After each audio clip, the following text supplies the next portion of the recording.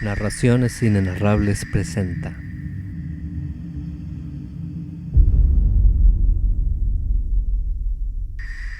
de Howard Phillips Lovecraft.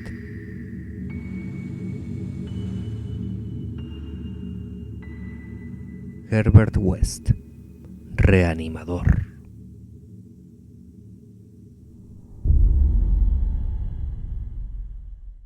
Capítulo 1. De la oscuridad.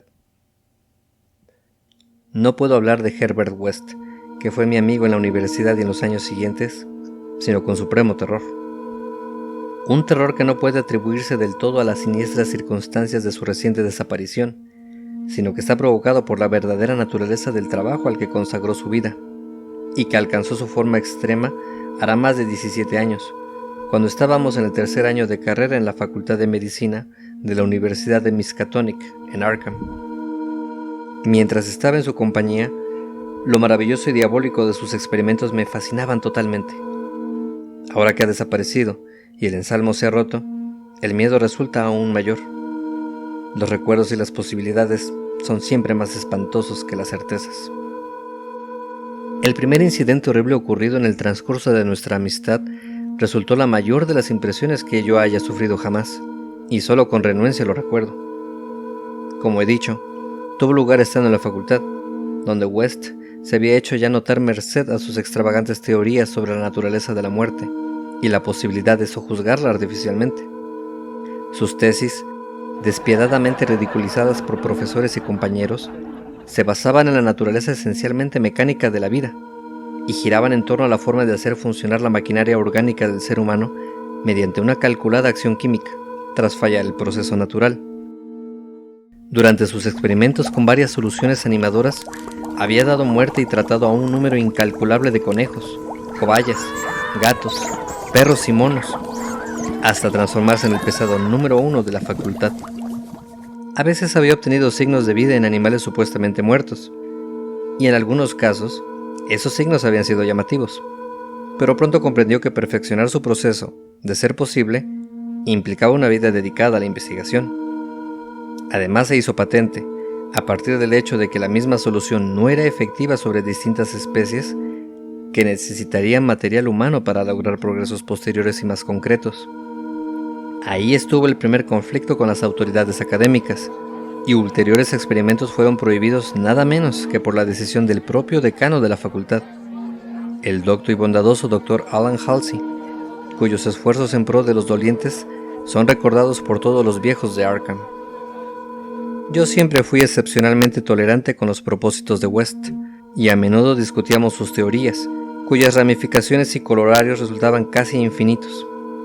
Sosteniendo con Haeckel que toda vida es un proceso físico y químico, y que la tan cacareada alma era un mito, mi amigo pensaba que la reanimación artificial de los muertos podía depender tan solo del estado de los tejidos, y que, a no ser que hubiera comenzado la descomposición, un cadáver con todos sus órganos era susceptible de recobrar, a través de los medios adecuados, ese estado característico llamado vida. West comprendía que la vida física e intelectual podía resultar irremediablemente dañada por un ligero deterioro de las sensibles células cerebrales. Eso había sido el principio de su búsqueda de un agente capaz de restaurar la vitalidad antes de la verdadera llegada de la muerte, y solo repetidos fracasos en animales lo habían convencido de que los procesos vitales naturales y artificiales resultaban incompatibles. Entonces, buscó especímenes extremadamente recientes, inyectándoles sus soluciones inmediatamente después de la muerte. Fue eso lo que hizo tan decidiosamente escépticos a los profesores, que suponían que no había tenido lugar un verdadero fallecimiento. No se detuvieron a examinar atenta y razonadamente el asunto. No mucho después de que la facultad censurara su investigación, West me confió su decisión de conseguir cuerpos humanos recientes a cualquier precio y continuar secretamente los experimentos que no podía realizar de forma abierta. Resultaba bastante espeluznante oírle discurrir sobre formas y medios, ya que en la facultad nunca nos habíamos procurado por nosotros mismos los ejemplares de anatomía. Cada vez que había necesidad en la sala de disección, un par de negros del lugar se ocupaban del asunto, y pocas veces se les hacían preguntas. Por entonces, West era un joven pequeño y delgado, con delicadas facciones, gafas, pelo amarillo, pálidos ojos azules y una vocecita débil, y resultaba extraño oírle explayarse sobre los méritos comparativos del camposanto de la Iglesia de Cristo y la fosa común. Finalmente, nos decidimos por este último, ya que en la Iglesia de Cristo prácticamente todos los cuerpos estaban embalsamados, algo ruinoso de antemano para los propósitos de West. En ese tiempo yo era su ayudante activo y militante, y le ayudé a tomar todas sus decisiones, no solo respecto al suministro de cuerpos, sino también a encontrar un lugar adecuado para nuestro espantable trabajo. Fui yo quien pensó en la abandonada granja Chapman, más allá de Meadow Hill, en donde habilitamos en la planta baja un cuarto de operaciones y un laboratorio, ambos dotados de cortinas oscuras destinadas a ocultar nuestras actividades de medianoche. El sitio estaba apartado de cualquier camino y fuera de la vista de otras casas, aunque no por eso eran menos necesarias las precauciones, ya que los rumores sobre luces extrañas, propaladas por algún caminante nocturno, atraerían sin demora el desastre sobre nuestra causa. Habíamos decidido que, en caso de ser descubierto, lo presentaríamos como un laboratorio químico.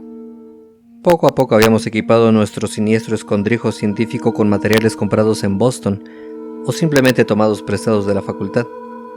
Materiales meticulosamente convertidos en irreconocibles para cualquier ojo que no fuera el de un experto. Y nos habíamos provistos de picos y palas para el gran número de fosas que habríamos de abrir en el sótano.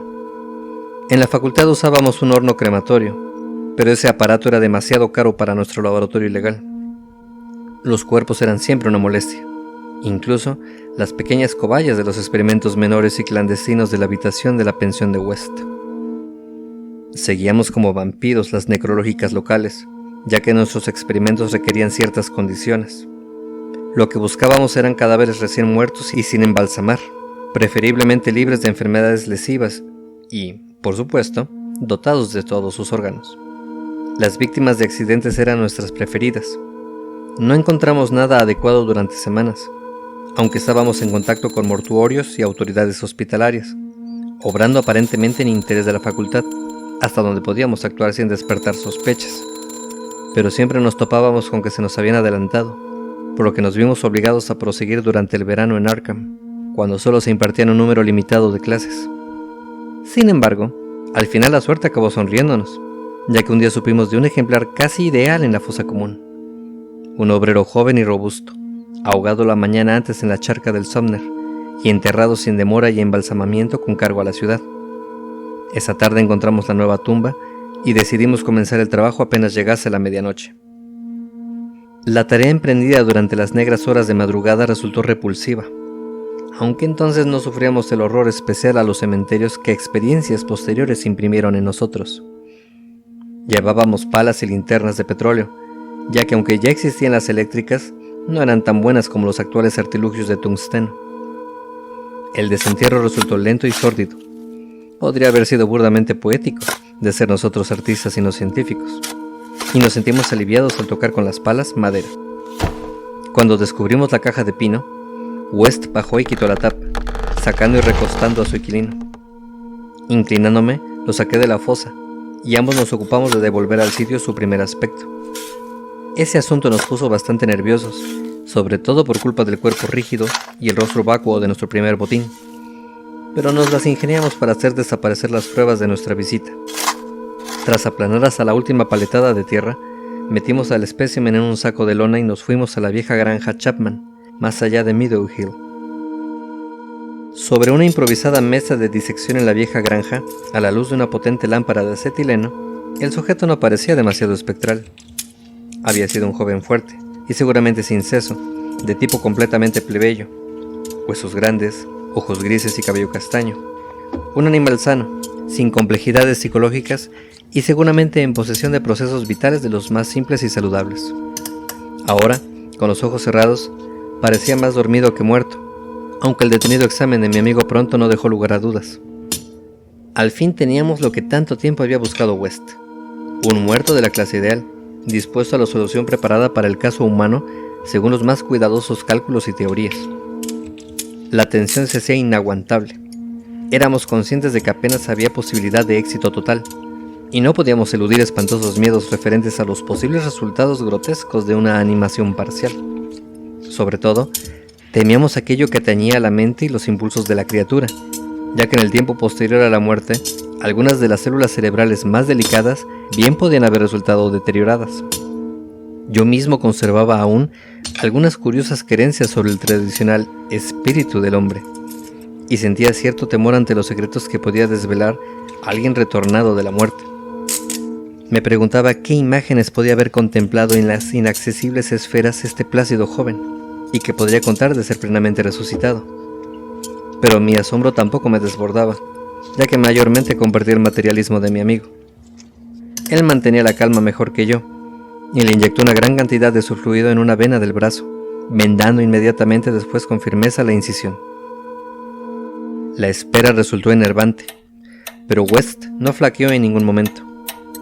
Cada 2 por 3 aplicaba el estetoscopio al sujeto, sobrellevando filosóficamente los resultados negativos.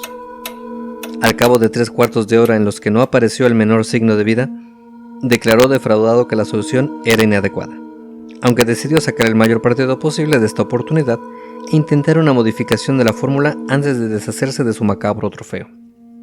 Esta tarde habíamos cavado una tumba en el sótano y habíamos de rellenarla antes del alba, porque aunque teníamos cerrojo en la casa, deseábamos evitar siquiera el riesgo remoto de un macabro descubrimiento. Así que, llevándonos nuestra única lámpara de acetileno al laboratorio adyacente, dejamos a nuestro silencioso invitado sobre la losa, en la oscuridad, y empleamos todas nuestras energías en mezclar un nuevo preparado. El pesado y el medido eran supervisados por West, con un casi fanático cuidado. El espantoso suceso se desencadenó de súbito, y fue totalmente inesperado. Yo trasvasaba algo de un tubo de ensayo a otro, y West se ocupaba del mechero de gas, remedio del mechero Bunsen en este edificio sin gas, cuando en la habitación a oscuras que habíamos abandonado, estalló la más demoníaca y espantosa sucesión de gritos que nunca haya oído. Si aquel caos de sonidos infernales se debieran a que los mismos infiernos se hubieran abierto para dejar escapar la agonía de los condenados, no hubieran resultado más indecibles, ya que en esa inconcebible cacofonía se condensaba todo el supremo terror y la antinatural desesperación de la naturaleza animada. No pudo ser humana. Tales sonidos no son posibles en un hombre, y, sin pensar en nuestra actual tarea o en el posible descubrimiento, West y yo brincamos como animales acosados hacia las ventanas más próximas, volteando tubos, lámparas y retortas, saltando enloquecidos a la cima estrellada de la noche rural. Creo que nosotros mismos gritábamos frenéticos mientras dábamos tumbos aterrados hacia la ciudad, aunque en los arrabales nos forzamos a contenernos, al menos lo bastante como para parecer noctámbulos juerguistas que se tambaleaban de vuelta a casa tras la farra. No nos separamos, ingeniándonoslas para llegar a la alcoba de West, donde estuvimos hablando en susurros bajo la luz de gas hasta el alba. Así nos calmamos un poco con teorías racionales y planes de indagación, lo bastante como para dormir por el día, ausentándonos de las clases. Pero esa tarde, 2 sucesos consignados en el periódico, carentes por completo de relación, nos impidieron dormir.